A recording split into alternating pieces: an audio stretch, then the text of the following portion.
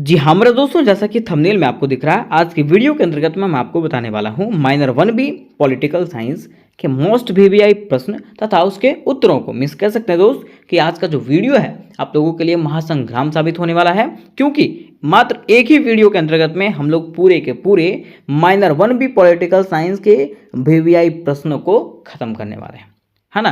तो चलिए ज़्यादा लेट ना करते हुए मैं आपको बताता हूं कि आखिर कौन कौन से प्रश्न जो है आपको माइनर 1B पॉलिटिकल साइंस के लिए कंप्लीट करके जाना है, ठीक है। और आज ही के वीडियो में दोस्तों मैं आज के वीडियो में आपको ये सारे उत्तरों को भी बिल्कुल आसान शब्दों में करवाऊंगा, है ना। आपको कहीं और भटकने की जरूरत नहीं है, ठीक है। तो देखिए, पहला प्रश्न आपको पढ़ना है, प्राचीन भारतीय चिंतन की प्रमुख विशेषताओं की व्याख्या करें। पहला प्रश्न क्या पढ़ना है, प्राचीन भारतीय चिंतन की प्रमुख विशेषताओं की व्याख्या करें। यही क्वेश्चन दोस्तों आपको घुमा के ऐसे पूछ सकता है कि प्राचीन भारतीय राजनीतिक चिंतन के स्रोतों की विवेचना करें, है ना। तो ये दोनों में से कोई भी क्वेश्चन आएगा, आपको सेम वही आंसर लिखना है जो मैं क्वेश्चन नंबर 1 में बताऊंगा, ठीक है।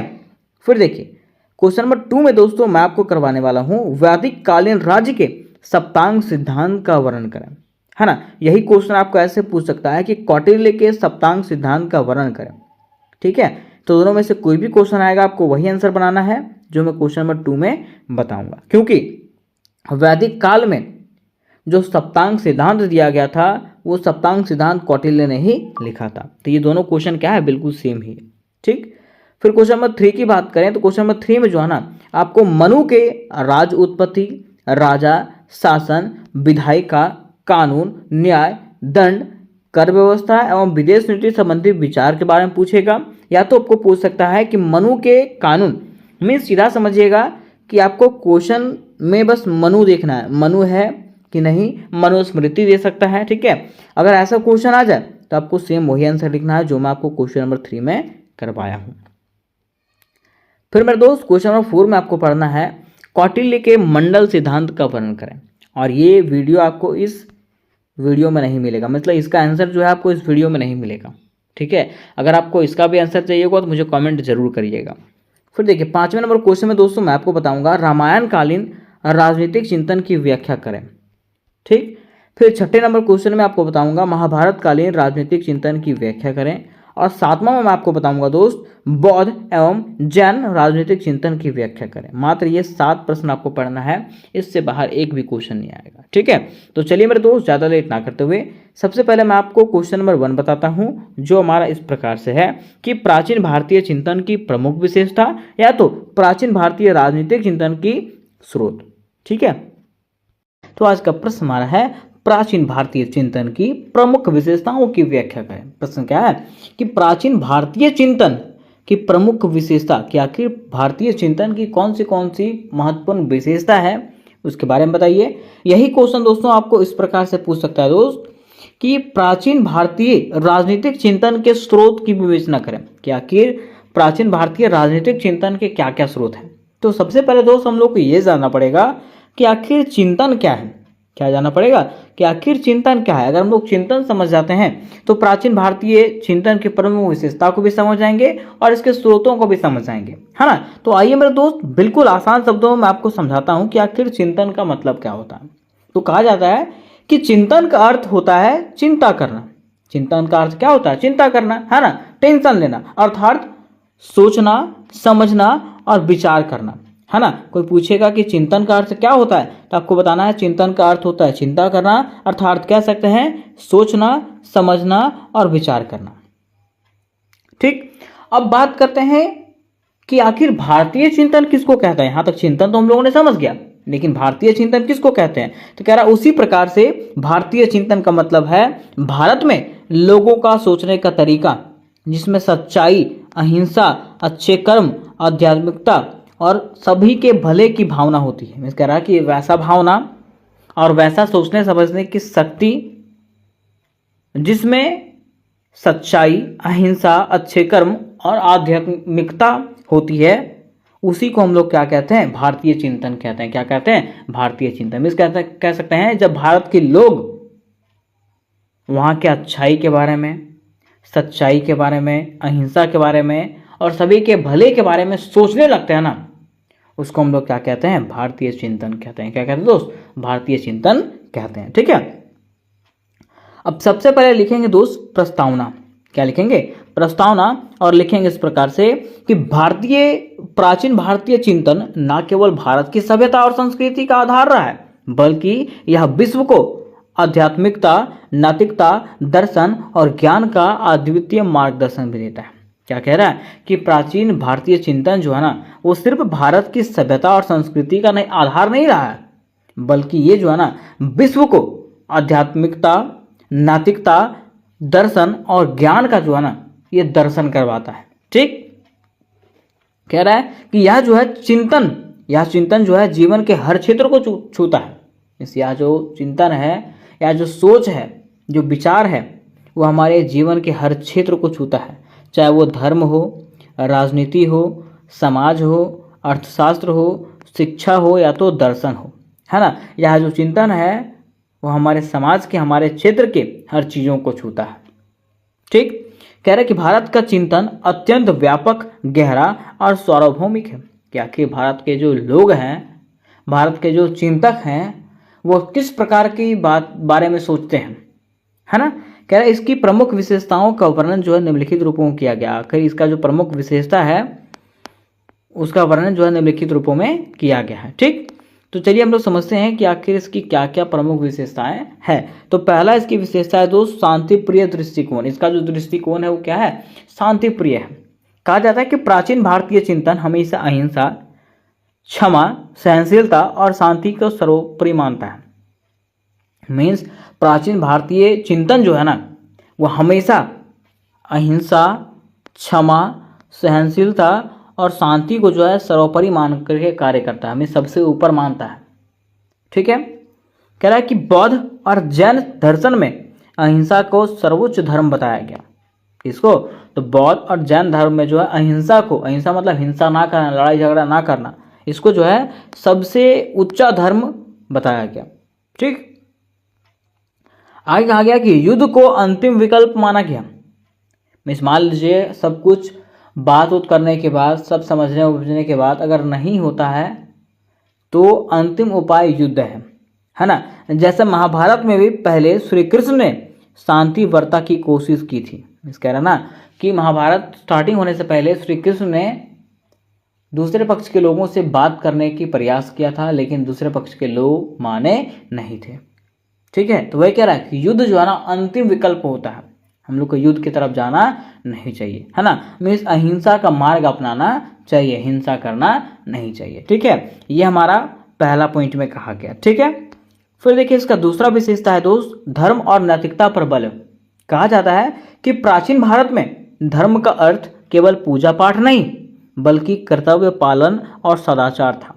कह रहा ना कि प्राचीन भारत की अगर बात करें तो पहले के भारत में धर्म का अर्थ जो है सिर्फ पूजा पाठ करना नहीं था, बल्कि अपने कर्तव्यों का पालन करना और सदाचार में शिष्टाचार भी सीखना था, है ना। कह रहा है इसके अंतर्गत कहा गया कि धर्म को जीवन का मार्गदर्शक माना गया, कि हमारा जो धर्म है वो हमारे जीवन का मार्गदर्शक है, ये हमारे जीवन के मार्ग को दिखाता है। दूसरा कह रहा है यह जो है व्यक्ति, परिवार, समाज और राष्ट्र के सभी के लिए नियम तय करता है। कौन तय करता है, तो धर्म जो है ना व्यक्ति, परिवार, समाज और राष्ट्र के लिए नियम तय करता है। ठीक, कहा जाता है कि इसके अंदर 4 पुरुषार्थ मिलते हैं, धर्म, अर्थ, काम और मोक्ष, है ना। कह रहे कि 4 पुरुषार्थ में धर्म को सबसे पहले स्थान दिया गया, और भारतीय राजनीतिक चिंतन में जो है ना 4 पुरुषार्थ में से धर्म को जो है सबसे पहला स्थान दिया गया है। अब कहा गया उदाहरण में कि राम और युधिष्ठिर जैसे पात्रों को धर्मनिष्ठा के आदर्श के रूप में प्रस्तुत किया गया है ना। राम और युधिष्ठिर जो थे, ठीक है, ये कौन थे, धर्मनिष्ठा में अपने धर्म को मानते थे। धर्म के साथ साथ क्या क्या, तो देखिए धर्म में कहा गया कि केवल पूजा पाठ नहीं, बल्कि कर्तव्य का पालन करना और सदाचार अपनाना, है ना। तो ये थे कौन, तो राम और युधिष्ठिर, मीन्स भगवान राम और युधिष्ठिर के बारे में हमें बताया गया है। ठीक, फिर तीसरी इसकी विशेषता है कर्मवाद। क्या है, कह रहा है कि भारतीय चिंतन में कर्म के सिद्धांत को बहुत महत्व दिया गया। किसको? तो भारतीय चिंतन में जो है कर्म के सिद्धांत में कर्म करते रहिए फल आपको मिलेगा, है ना। इस सिद्धांत को बहुत महत्व दिया गया। कह रहा है कि जैसा कर्म वैसा फल, यह सिद्धांत जो है भारतीय दर्शन की नींव है ना। कह रहा है कि व्यक्ति अपने कर्मों के अनुसार अगले जन्म को प्राप्त करता है। इसमें कहा गया कि व्यक्ति जो है ना अपने कर्मों के अनुसार जैसा कर्म करोगे वैसा आपको जन्म प्राप्त होगा, है ना। कह रहा है कि अच्छे कर्म मोक्ष की ओर ले जाते हैं जबकि बुरे कर्म पुनर्जन्म के चक्र में बांधते हैं। क्या कह रहा है कि अगर आप अच्छे कर्म करते हैं तो आपको मोक्ष मिल जाएगा, जबकि अगर बुरे कर्म करोगे तो आपको पुनर्जन्म के चक्र में बांधते रह जाइएगा, मतलब पुनर्जन्म आपका होता रहेगा। ठीक है, उदाहरण के लिए देखिएगा, कह रहा है कि भगवत गीता में श्री कृष्ण ने कहा है कर्मेन्वाधिकारस्ते माँ फलेषु कदाचान, मीन्स तेरा अधिकार जो है ना केवल कर्म पर है, फल पर नहीं। ये किसने कहा है? तो भगवत गीता में श्री कृष्ण जी ने कहा है। अगला हमारा विशेषता आता है दोस्त मोक्ष का लक्ष्य, है ना। मोक्ष का लक्ष्य, इसमें कहा गया है कि हम लोगों को मोक्ष के लक्ष्य पे चलना चाहिए। कहा जाता है कि प्राचीन चिंतन में मोक्ष को जीवन का अंतिम लक्ष्य माना गया। किसमें? प्राचीन चिंतन में जो है ना मोक्ष को क्या माना गया? तो जीवन का अंतिम लक्ष्य माना गया। हमें इस मोक्ष को प्राप्त करना ही है। कह रहा मोक्ष का अर्थ है जन्म मरण के चक्र से मुक्ति प्राप्त करना, है ना। जन्म और मृत्यु के चक्र से मुक्ति, हमेशा के लिए मुक्ति प्राप्त करना ही क्या कहलाता है? तो मोक्ष कहलाता है ना। कह रहा है इसे आत्मा का परम स्वतंत्रता और परमात्मा से एकता माना गया। मीन्स कह रहा है इससे आत्मा को परमात्मा से मिलन का स्रोत माना गया है। किसको? मोक्ष को।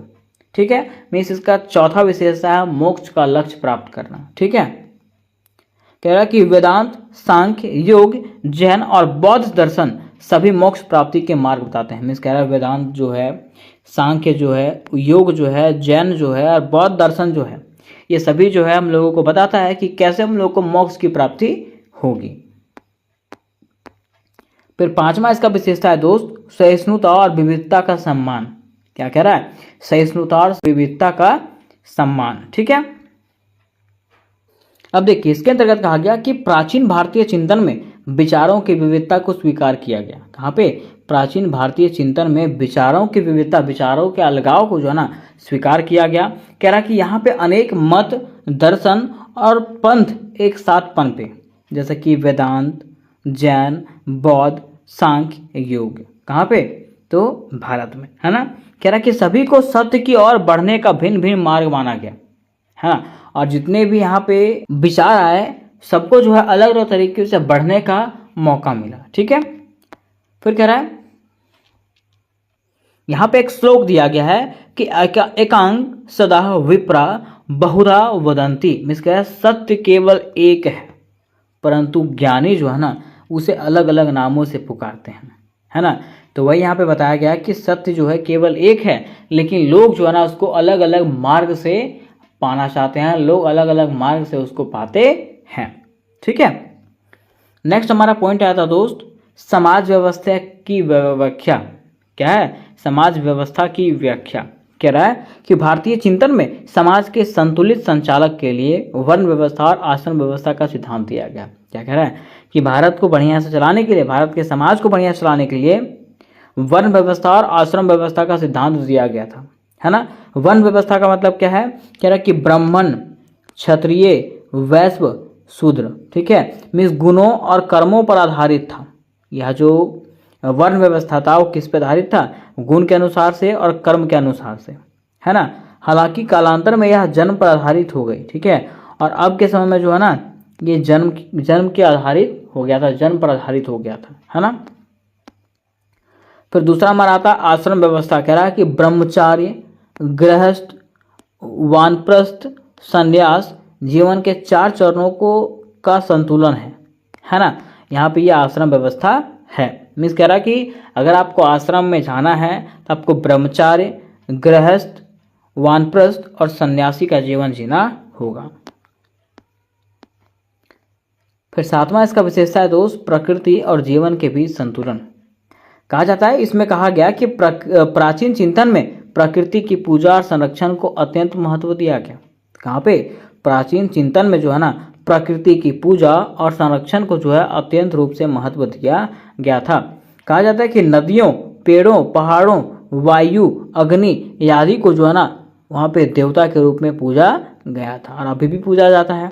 कह रहा है कि यह जो सोच है वो दर्शाती है कि मनुष्य और प्रकृति जो है एक दूसरे के क्या है, पूरक है। ठीक, आगे कह रहा है कि यह जो है आधुनिक पर्यावरणीय सोच से मेल खाती है। ये क्या करती है, तो आधुनिक पर्यावरण सोच से जो ना ये क्या खाती है, मेल खाती में मिल जाता है ये, है ना। आगे कह रहा है इसका 8वां विशेषता है शिक्षा प्रणाली और ज्ञान की पूजा। कहा जाता है दोस्त कि प्राचीन भारत में गुरुकुल व्यवस्था थी जहाँ शिक्षा का उद्देश्य केवल नौकरी नहीं बल्कि चरित्र निर्माण और आत्मज्ञान प्राप्त करना था, है ना। हम इस भारत में जो है ना प्राचीन भारत में बात करें तो वहाँ पे गुरुकुल व्यवस्था चलता था, स्कूल नहीं था। और उस समय शिक्षा का उद्देश्य सिर्फ नौकरी पाना नहीं था बल्कि चरित्र को बनाना, अपना कैरेक्टर को बनाना, उसके साथ साथ आत्मज्ञान भरना था, है ना। इसमें कहा गया कि विद्यार्थी जीवन को तपस्या माना गया, विद्यार्थी जीवन को तपस्या माना गया। फिर कह रहा कि शिक्षा में वेद, गणित, खगोल, व्याकरण, तर्कशास्त्र आदि पढ़ाए जाते थे और आदि शामिल था। तथा उसके साथ साथ कहा गया कि सरस्वती को विद्या की देवी माना गया और उस समय जो है ना माँ सरस्वती को जो है विद्या की देवी माना गया और आज भी इनको विद्या की देवी माना जाता है, इनको माँ सरस्वती को। ठीक है, तो उम्मीद करते हैं मेरे दोस्त कि यहाँ तक आपको समझ में आया होगा। अब अंत में बारी आती है निष्कर्ष का। तो निष्कर्ष में लिखेंगे इस प्रकार से कि प्राचीन भारतीय चिंतन एक अत्यंत समृद्ध, संतुलित और गहन परंपरा है। इसमें मनुष्य के शरीर, मन और आत्मा तीनों के विकास पर बल दिया गया, है ना। यह केवल एक आदर्श दर्शन नहीं है बल्कि जीवन जीने की एक कला है। ठीक है, बताया जाता है कि आखिर हम लोग को जीवन कैसे जीना है ना।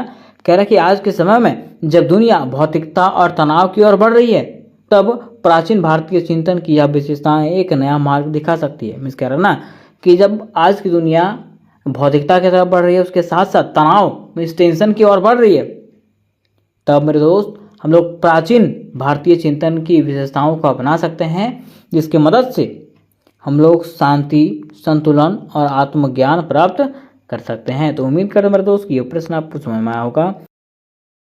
आज के वीडियो में मैं आपको एक नहीं दो ऐसे प्रश्नों को क्लियर करवाने वाला हूं जो 100% आपके एग्जामिनेशन में आने वाले हैं, है ना। तो प्रश्न आपका ऐसे है कि वैदिक कालीन राज्य के सप्तांग सिद्धांत का वर्णन करें, और यही प्रश्न आपको ऐसे पूछ सकता है कि कौटिल्य के सप्तांग सिद्धांत का वर्णन करें, है ना। अब ये दोनों क्वेश्चन का आंसर एक ही होगा। अब एक ही कैसे होगा, तो मैं आपको क्लियर करवा देना चाहता हूं कि क्वेश्चन में यहाँ पे पूछा वैदिक कालीन राज्य के सप्तांग सिद्धांत, मीन्स वैदिक काल में जो सप्तांग सिद्धांत लागू किया गया था वो सिद्धांत जो है ना वो कौटिल्य ने ही दिया था। किसने, कौटिल्य ने, है ना। तो क्वेश्चन आपको कौटिल्य का सप्तांग सिद्धांत दे दे या तो फिर वैदिक कालीन राज्य के सप्तांग सिद्धांत दे दे, आपको आंसर सेम ही लिखना है।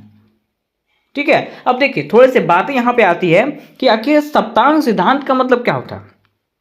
क्वेश्चन हमारे मन में भी उठता है कि आखिर सप्तांग सिद्धांत का मतलब क्या होता है, क्योंकि यहाँ भी पूछा है और यहाँ भी पूछा है। तो थोड़ा सा आसान भाषा में आपको बता देना चाहता हूँ। सप्ताह मतलब क्या होता है, 7। ठीक है, तो सप्तांग मतलब भी क्या हो गया, 7, है ना। और सिद्धांत मतलब क्या होता है, नियम या तो कानून, है ना। तो यहाँ पे कहा जा रहा है कि कौटिल्य ने क्या किया है, 7 प्रकार के नियम और कानून बनाए हैं। कौटिल्य ने 7 प्रकार के नियम और कानून बनाए हैं। क्यों, तो वैदिक कालीन राज्य को संचालन करने हेतु। अब आखिर उसका क्या काम है, वो नियम कौन कौन से थे, ये चीज़ों को दोस्तों हम लोग आगे की वीडियो में विस्तार पूर्वक से जानेंगे। ठीक है, सबसे पहले हम लोग आंसर में लिखेंगे कौटिल्य के बारे में। किनके बारे में, कौटिल्य के बारे में, है ना। और इस प्रकार से लिखेंगे दोस्त कि कौटिल्य, जिन्हें चाणक्य और विष्णुगुप्त के नाम से जाना जाता है, वे प्राचीन भारत के एक महान राजनीतिक, अर्थशास्त्री और लेखक थे। क्या कहा गया कि कौटिल्य, जिन्हें चाणक्य और विष्णुगुप्त के नाम से भी जाना जाता है। मीन्स कह रहा है कौटिल्य को जो है ना चाणक्य भी कहा जाता है और विष्णुगुप्त भी कहा जाता है ना।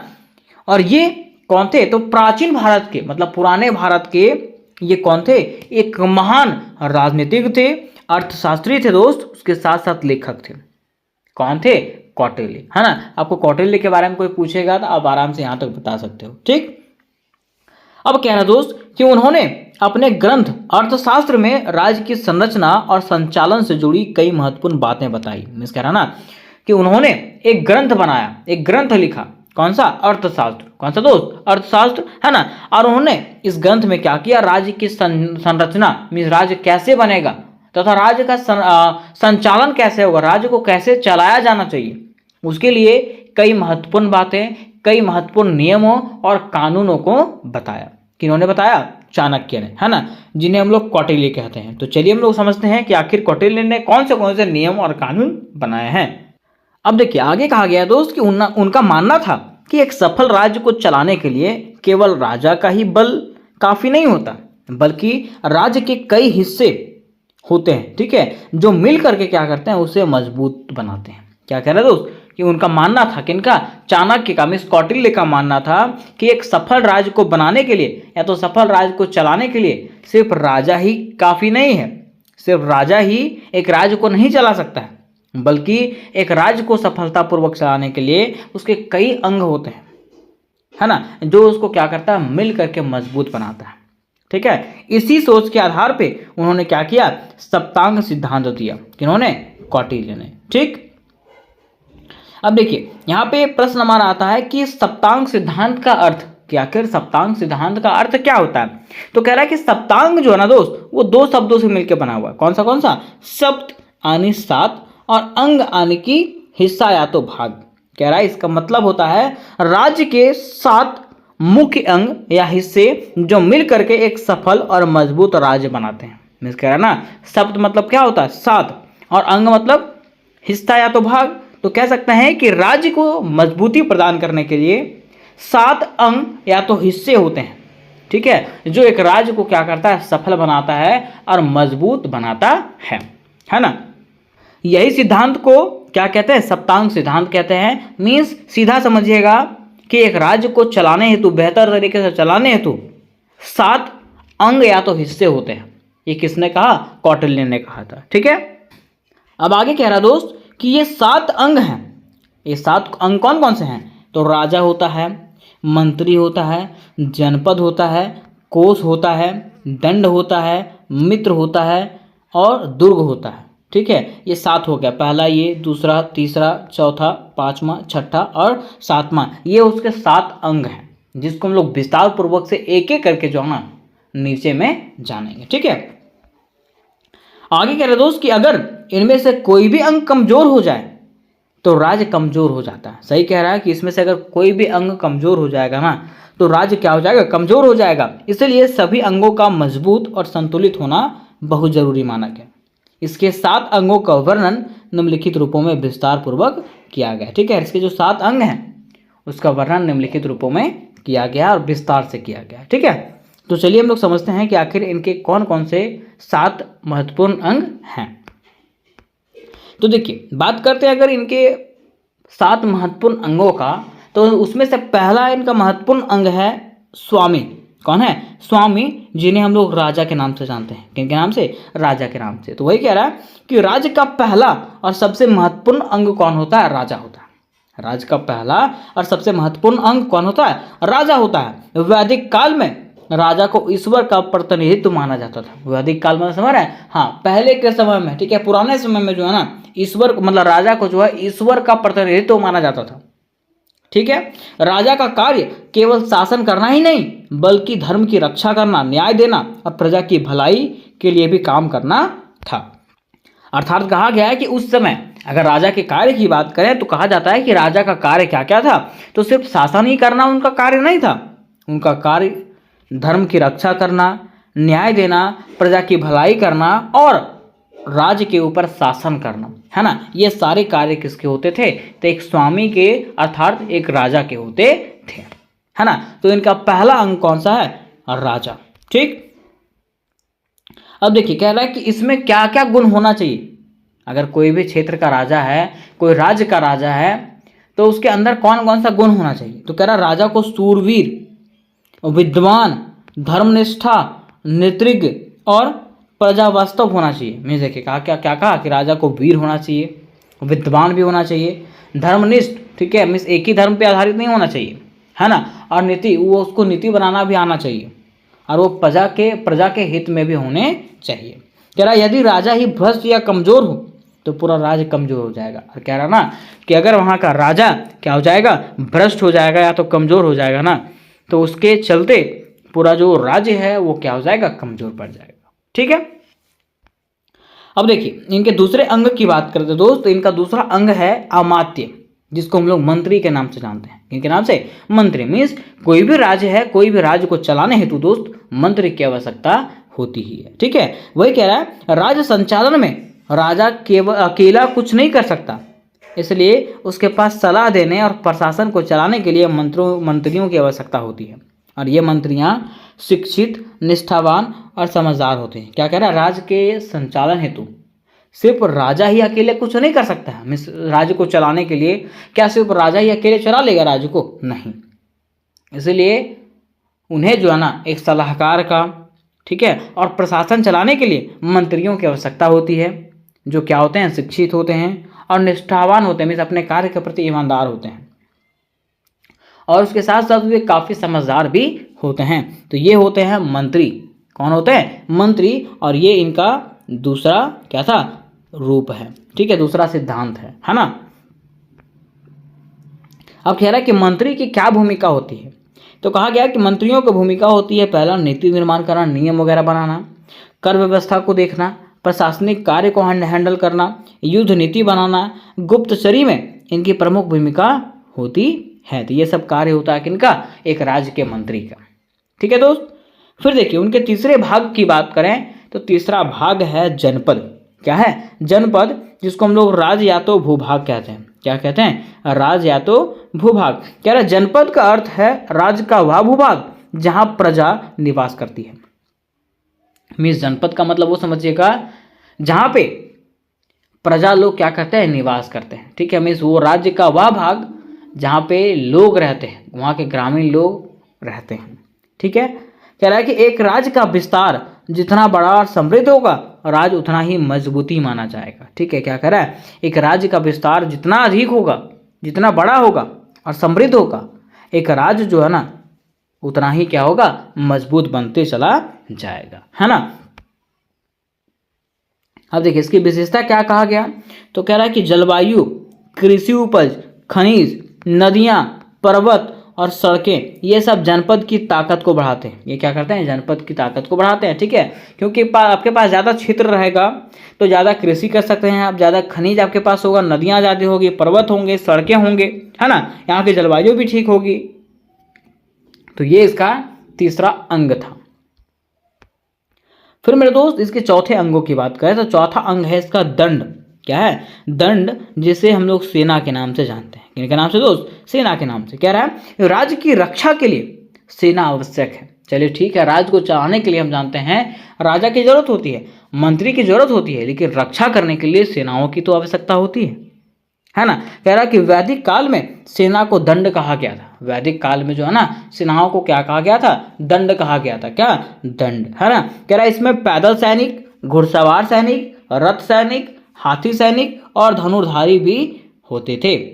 इस समय जो है ना सैनिक कितने प्रकार के होते थे? तो पैदल सैनिक होते थे, घुड़सवार सैनिक होते थे, रथ पे सवार सैनिक होते थे, हाथियों पे सवार सैनिक होते थे और धनुर्धारी भी होते थे, है ना, जो क्या करते थे? उस राज्य की रक्षा करते थे। आगे क्या दोस्त, इसके कार्य क्या होता था? तो कार्य होता था राजा और प्रजा की रक्षा करना, आंतरिक शांति बनाए रखना, विद्रोह को दबाना तथा अन्य राज्यों से लड़ाई में भाग लेना।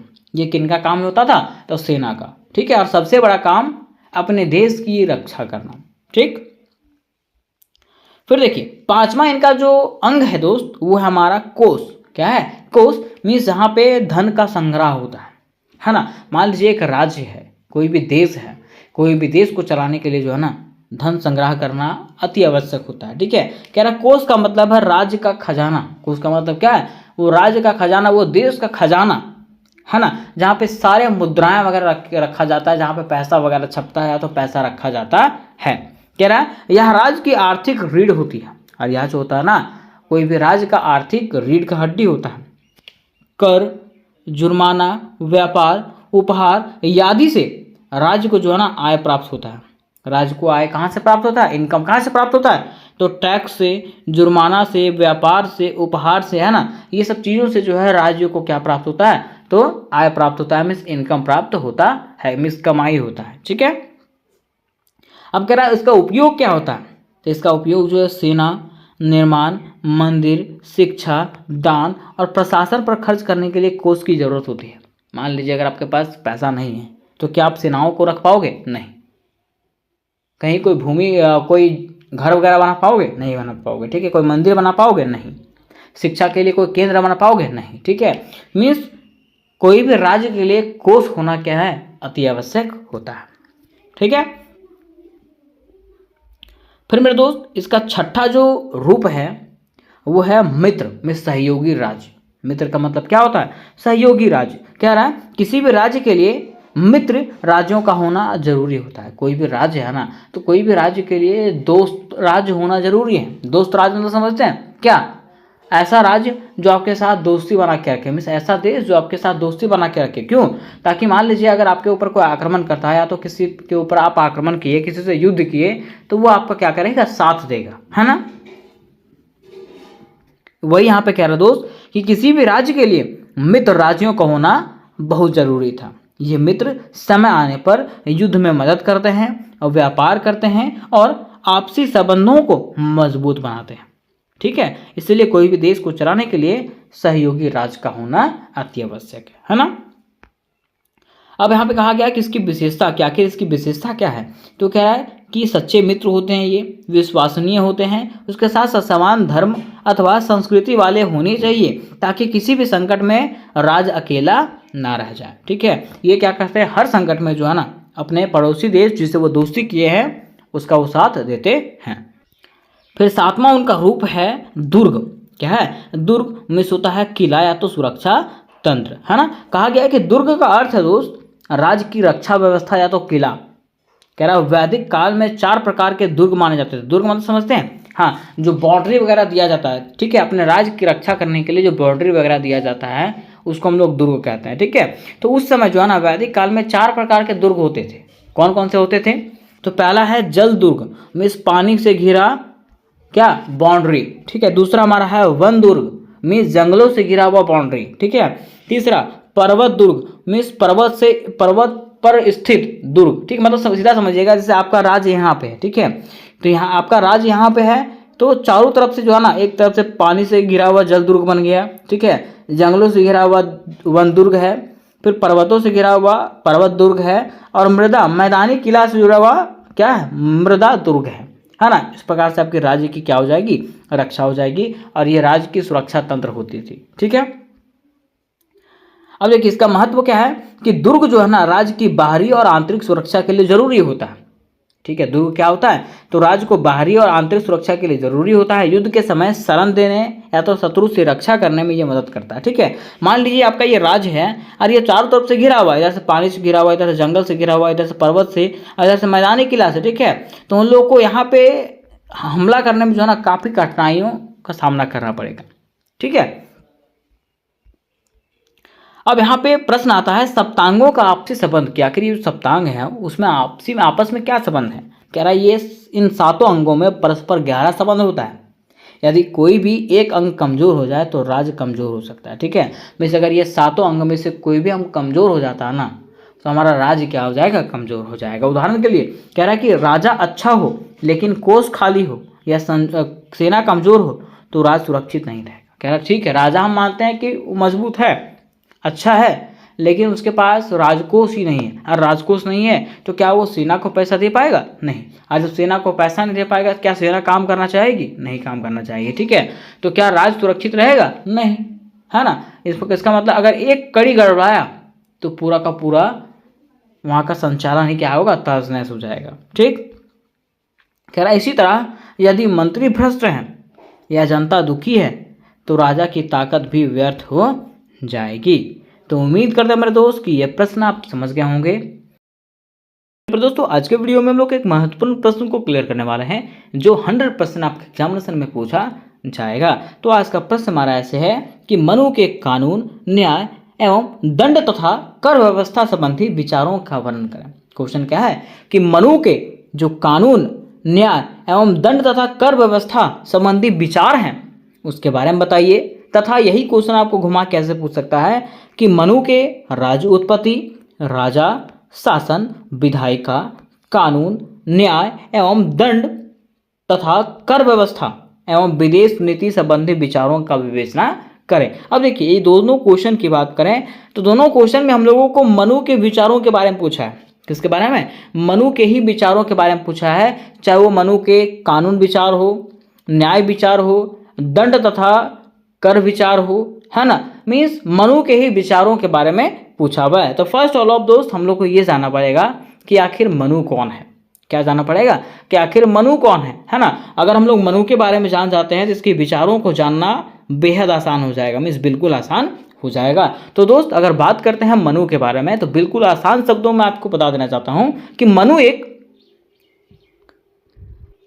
कानून निर्माता है। क्या है? कानून निर्माता, जिसको हम लोग नियम निर्माता कहते हैं, है ना। तो मनु जब एक कानून निर्माता है तो इन्होंने कई प्रकार के कानून बनाए, कई प्रकार के नियम बनाए। जैसे कि न्याय के लिए क्या नियम होना चाहिए, न्याय के लिए क्या कानून होना चाहिए, दंड के लिए क्या कानून होना चाहिए, कर व्यवस्था संबंधी क्या कानून होना चाहिए, ठीक है, राज की उत्पत्ति के संबंधित क्या कानून होना चाहिए, शासन के संबंधित क्या कानून होना चाहिए, है ना। तो उन्होंने हर प्रकार के कानूनों का जो है ना वो क्या किया, विचार किया और उनका लिखित विवरण जो है ना पूरा देश के सामने रखा। ठीक है, तो चलिए हम लोग समझते हैं कि आखिर मनु ने कौन कौन से विचार जो है राज संबंधित दिया है तथा कौन कौन से इन्होंने कानून को बनाया है। तो सबसे पहले हम लोग समझेंगे मनु के बारे में, है ना। तो कहा गया दोस्त कि मनु प्राचीन भारत के एक महान विधिवेता अर्थात कानून निर्माता माने जाते हैं। क्या कह रहा है कि मनु की अगर बात करें तो कहा गया है कि मनु जो है ना प्राचीन भारत के एक महान विधिवेता अर्थात विधिवेता का मतलब क्या होता है, कानून निर्माता, है ना। तो ये जो है प्राचीन भारत के एक महान कानून निर्माता थे। कहा जाता है दोस्त कि उन्होंने जो नियम और कानून बनाए उन्हें मनुस्मृति नामक ग्रंथ में संकलित किया गया।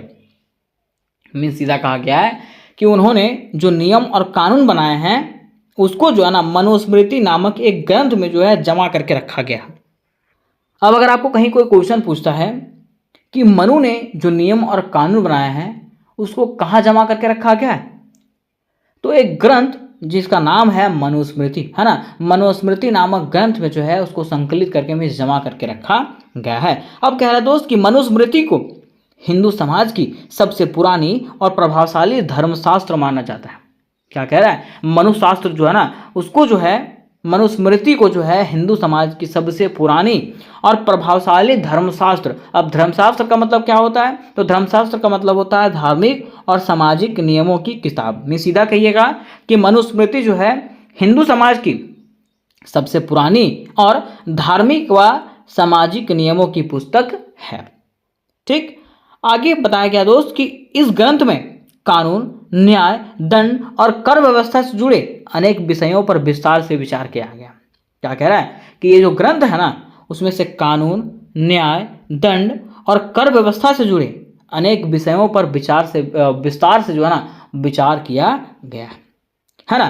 कह रहा है कि यह जो है उस समय के समाज में, पहले जिसमें समाज चलता था, ठीक है, प्राचीन भारत के, है ना, तो वह कह रहा है कि यह उस समय के समाज, शासन और धर्म के नियमों को बनाता था।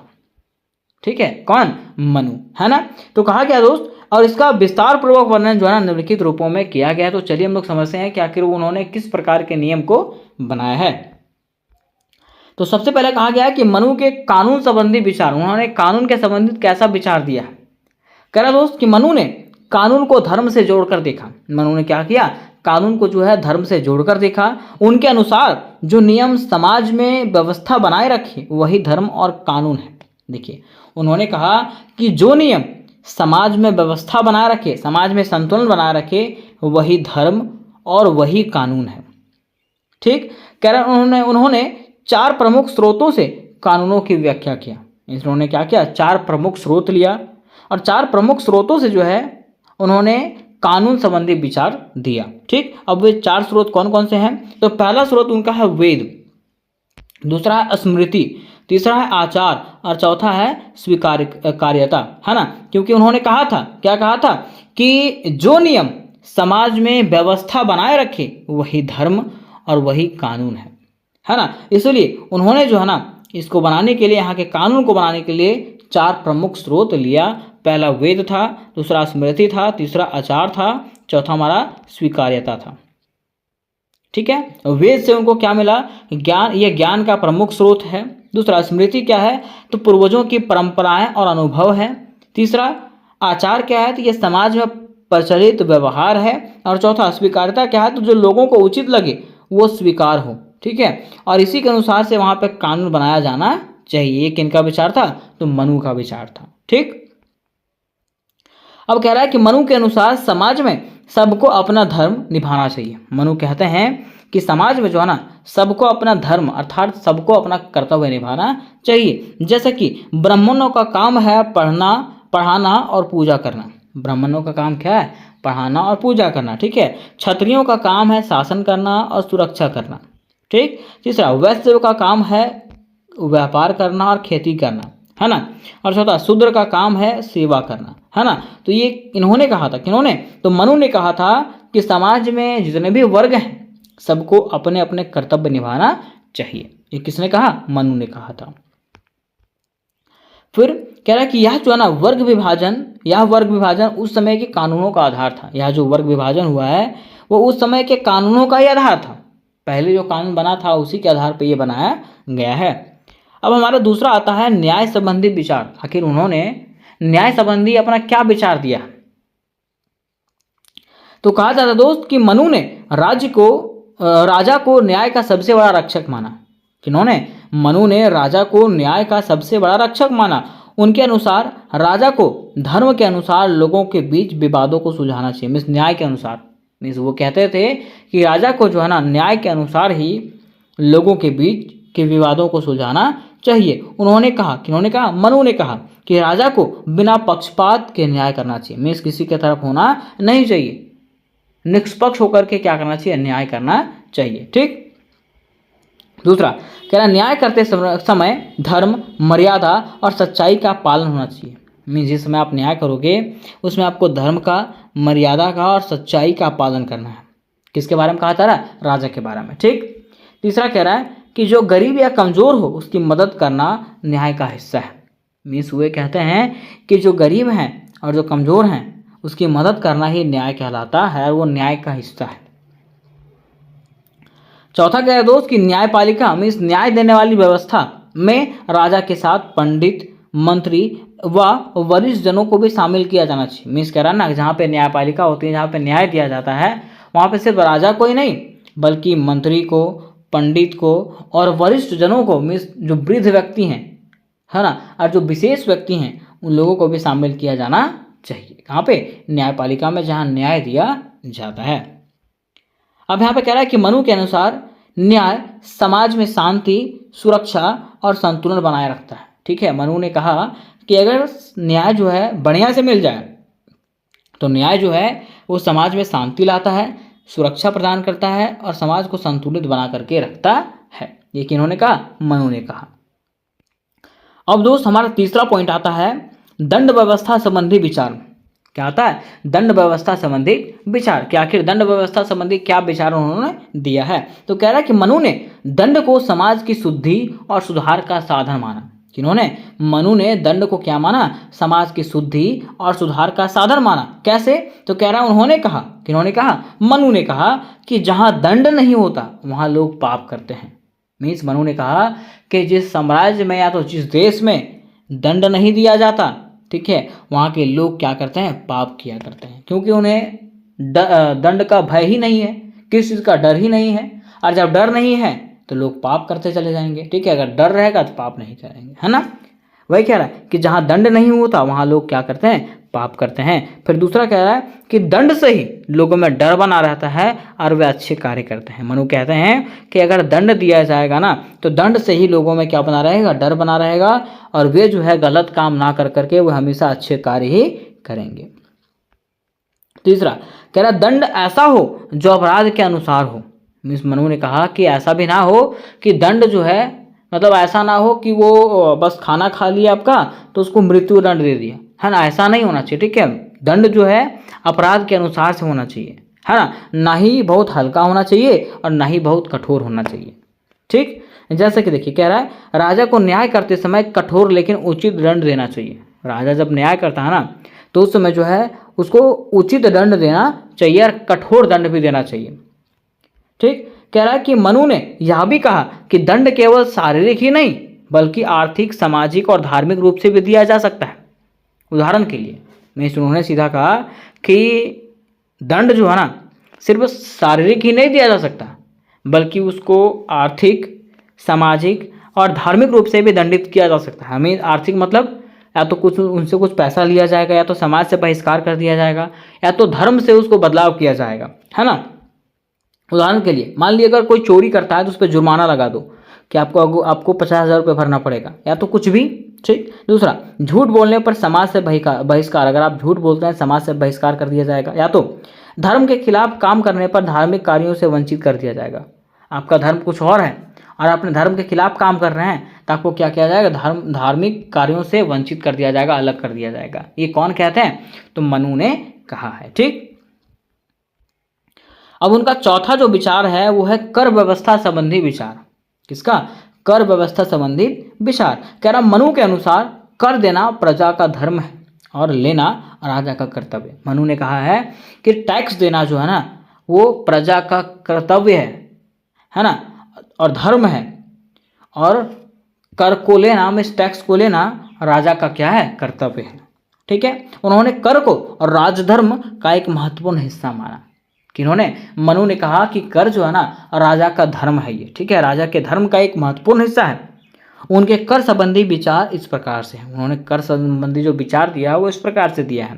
कह रहा है कि राजा को अपनी प्रजा से न्यायपूर्ण और उचित कर वसूलना चाहिए। कह रहा है ना कि राजा को जो है ना अपनी प्रजा से, मिस वहाँ के लोगों से जो है उचित और न्यायपूर्ण कर वसूलना चाहिए। ऐसा नहीं कि 5 रुपया वसूलना है तो उससे 50 रुपया वसूला जा रहा है, ऐसा नहीं करना। ठीक है, जो न्यायपूर्ण है, जो उचित है वही कर वसूला जाना चाहिए। ठीक है, दूसरा कह रहा कि कर वसूलने में अत्याचार नहीं होना चाहिए। मीन्स अगर आप कर वसूलते हैं तो कर वसूलने के दौरान किसी पे अत्याचार ना करें। ठीक, तीसरा कह रहा कि कर का उपयोग प्रजा के कल्याण, सड़क, कुआं, रक्षा और धर्म कार्यों में होना चाहिए। मीन्स अगर आप कर ले रहे हैं, टैक्स अगर ले रहे हैं तो उस टैक्स का उपयोग जो है ना प्रजा के ही कल्याण, सड़क, कुआं, उसके रक्षा और धार्मिक कार्य में होना चाहिए, ताकि लोगों को लगे कि हाँ ये कार्य जो है हमारे लिए ही हो रहा है। अगर सरकार पैसा ले रही है हमसे तो हमारे लिए ही कार्य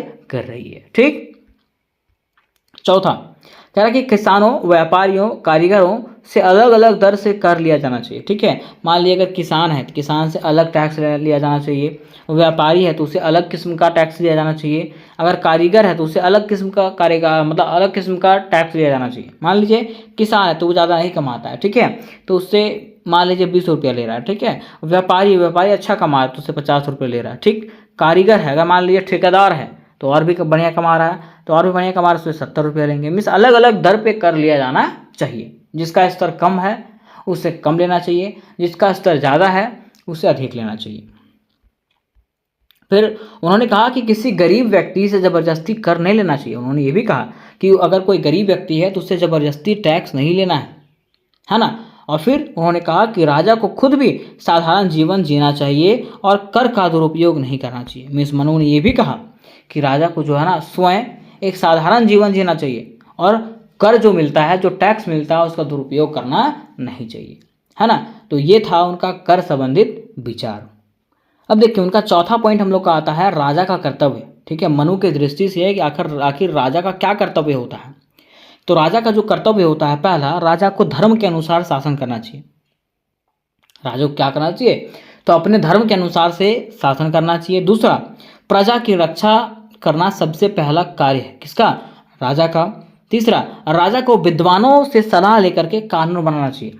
राजा को क्या करना चाहिए, विद्वानों से सलाह लेना चाहिए और कानून बनाना चाहिए, मीन्स वहाँ पे नियम बनाना चाहिए। चौथा, उन्होंने कहा कि कर संग्रह और न्याय वितरण में ईमानदारी होनी चाहिए। अगर कर आप ले रहे हैं, ठीक है, और न्याय अगर जनता को दे रहे हैं तो उसमें से ईमानदारी होनी चाहिए। ठीक, और पांचवा, राजा को लालच से दूर रहना चाहिए। ये किन्होंने दिया, तो ये जो है ना मनु ने अपना विचार दिया।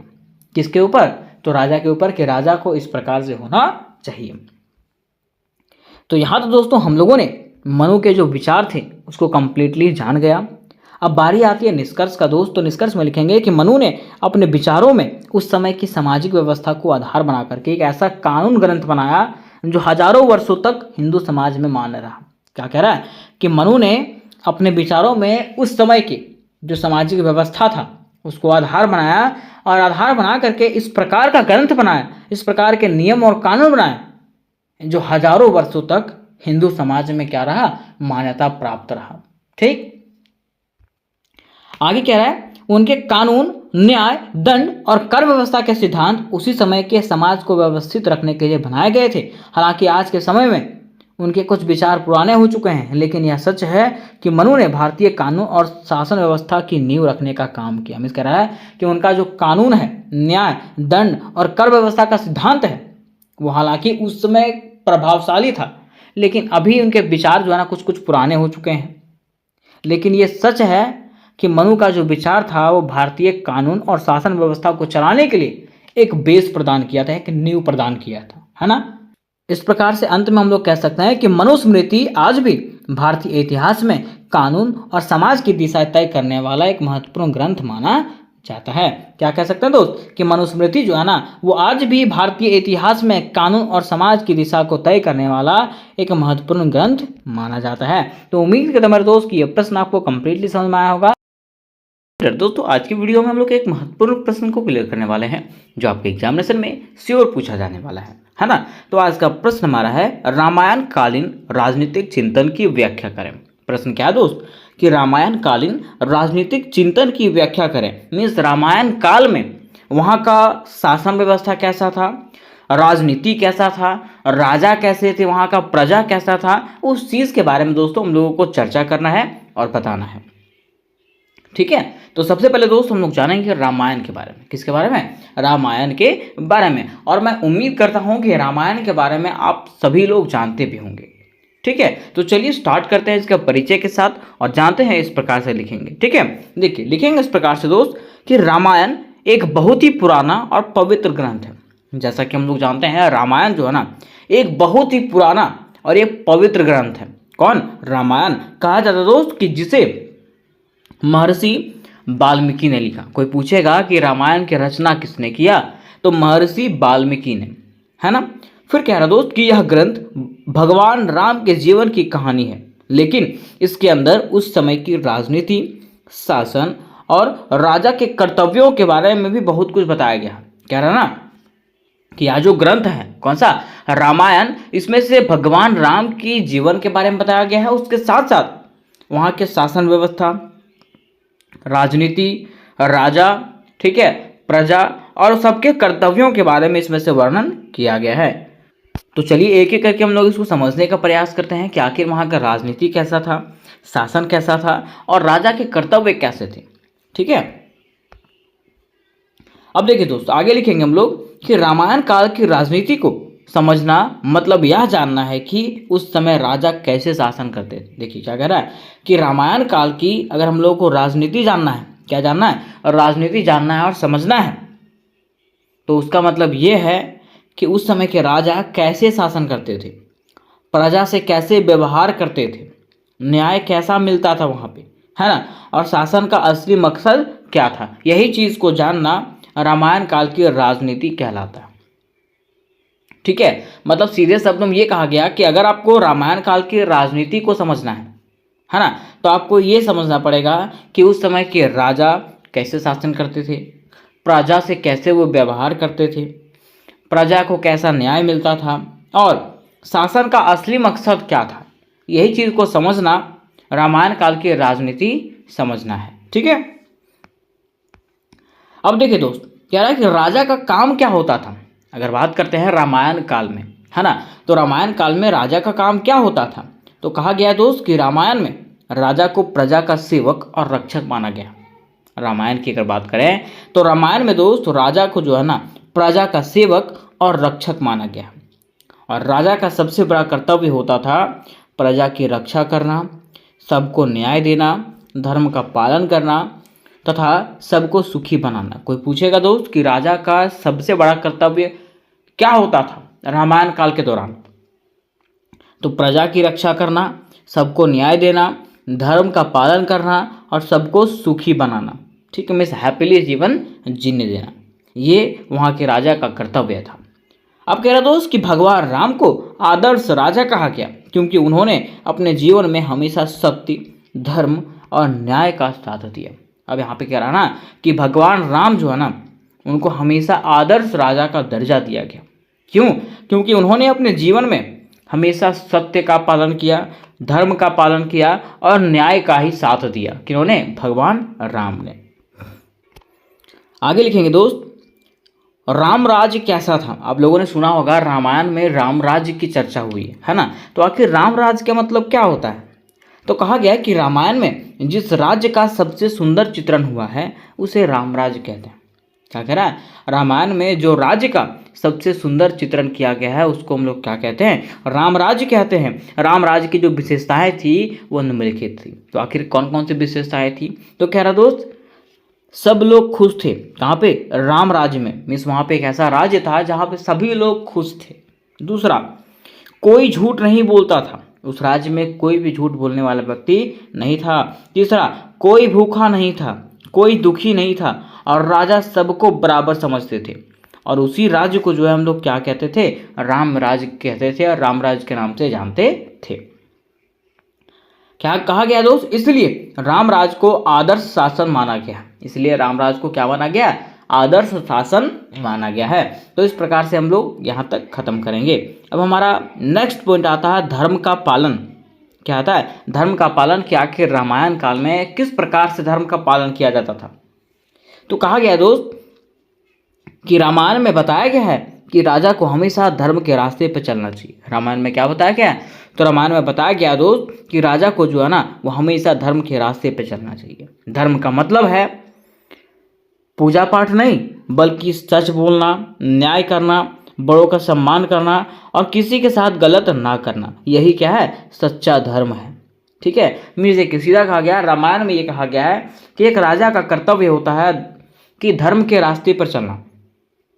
अब धर्म के रास्ते पर चलना इसका मतलब पूजा पाठ करना नहीं, बल्कि हमेशा सच बोलना, न्याय करना, बड़ों का सम्मान करना और किसी के साथ भी गलत ना करना, है ना। यही वहाँ का सच्चा धर्म था। अब आगे कह रहा दोस्त कि भगवान राम ने अपने पूरे जीवन में धर्म का पालन किया। किन्होंने? भगवान राम ने अपने पूरे जीवन में धर्म का पालन किया। उन्होंने प्रजा की भलाई के लिए अपना सुख छोड़ दिया। किन्होंने? भगवान राम ने प्रजा की भलाई हेतु अपना सुख छोड़ दिया था। आपको पता होगा कि भगवान राम जो है 14 वर्ष के लिए वनवास गए थे, है ना। तो वे जनता की खुशी के लिए जो है ना वनवास तक चले गए थे। ठीक है, फिर मेरे दोस्त बात आती है राम राज्य के न्याय और सच्चाई की। तो कहा जाता है कि रामायण के अनुसार राजा को हमेशा न्याय करना चाहिए। रामायण में जिस चीज़ का वर्णन किया गया है दोस्त, उसमें कहा गया है कि हमेशा राजा को जो है ना न्याय का ही साथ देना चाहिए। अगर उदाहरण के तौर पे देखिएगा तो कहा गया है कि जब एक धोबी ने माँ सीता के पवित्रता पर सवाल उठाया था तो राम ने अपने मन के दुख को छुपा करके सीता को वनवास भेज दिया। ठीक है, हुआ क्या था कि जब एक धोबी ने माँ सीता के चरित्र पे सवाल उठाया था, पवित्रता पे सवाल उठाया था, उस समय भगवान राम अपने मन के दुखों को छुपा करके भी माँ सीता को उन्होंने क्या किया था? वनवास भेज दिया था। क्यों? क्योंकि यह फैसला उन्होंने अपने व्यक्तिगत जीवन के विरुद्ध जाकर के सिर्फ और सिर्फ प्रजा के न्याय और विश्वास के लिए लिया था, है ना। तो वही कहा गया कि रामायण के अनुसार राजा को हमेशा न्याय करना चाहिए। क्या करना चाहिए? न्याय ही करना चाहिए। फिर देखिए दोस्त अगला पॉइंट लिखेंगे हम लोग, राजा अकेले निर्णय नहीं लेता था। मीन्स अगर रामायण काल की बात करें तो रामायण काल में कहा गया है कि उस समय राजा जो है ना अकेले निर्णय नहीं लेते थे। मीन्स कहा गया है कि राजा को जब भी कोई बड़ा फैसला लेना होता था वह अपने मंत्रियों और बड़े बुजुर्गों से क्या करता था? सलाह लिया करता था। कौन? वहाँ का राजा। ठीक है, जैसे कि दशरथ ने राम को वन भेजने से पहले मंत्रणा की थी। मीन्स कह रहा ना कि राजा दशरथ ने क्या किया था? भगवान राम को वनवास भेजने से पहले अपने मंत्रियों से क्या किया था? निर्णय किया था, है ना। और राम भी हमेशा लक्ष्मण, भरत और हनुमान से सलाह लेते थे।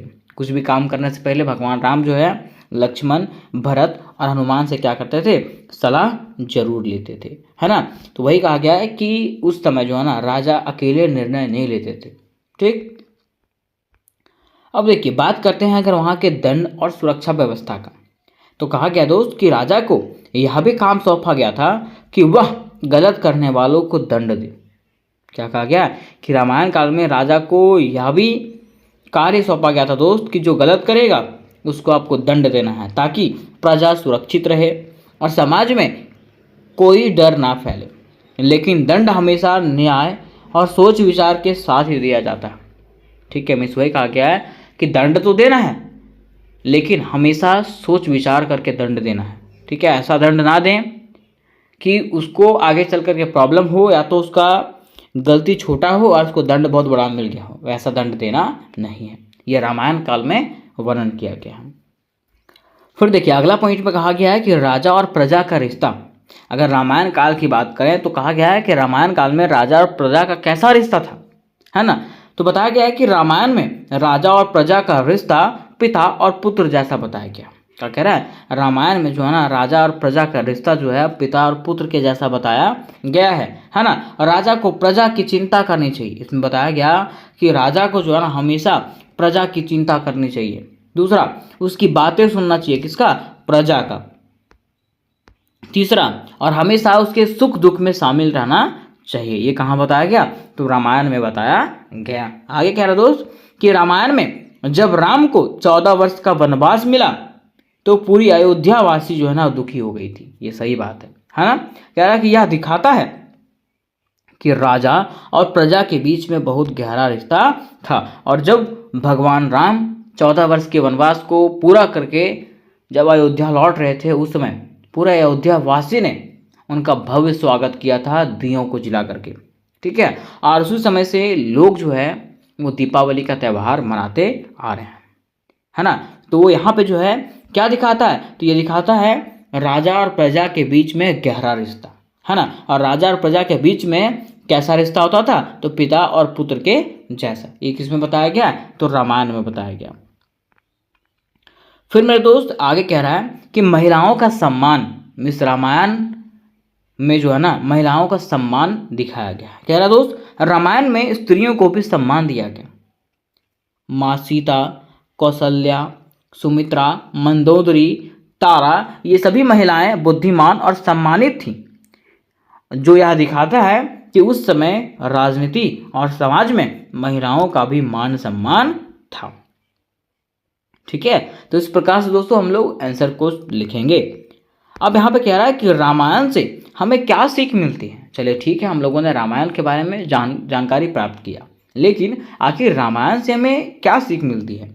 तो कहा गया दोस्त कि एक राजा को ईमानदार, धर्मप्रिय और न्यायप्रिय होना चाहिए। इसमें बताया गया है, और इससे हमें सीख मिलता है कि एक राजा को जो है ना हमेशा ईमानदार होना चाहिए, धर्मप्रिय होना चाहिए, मीन्स अपने धर्म से प्रेम होना चाहिए, और न्यायप्रिय भी होना चाहिए, मीन्स न्याय देना चाहिए। दूसरा, उसे प्रजा की भलाई को सबसे ऊपर रखना चाहिए। किसको, राजा को जो है ना प्रजा की भलाई को सबसे ऊपर रखना चाहिए।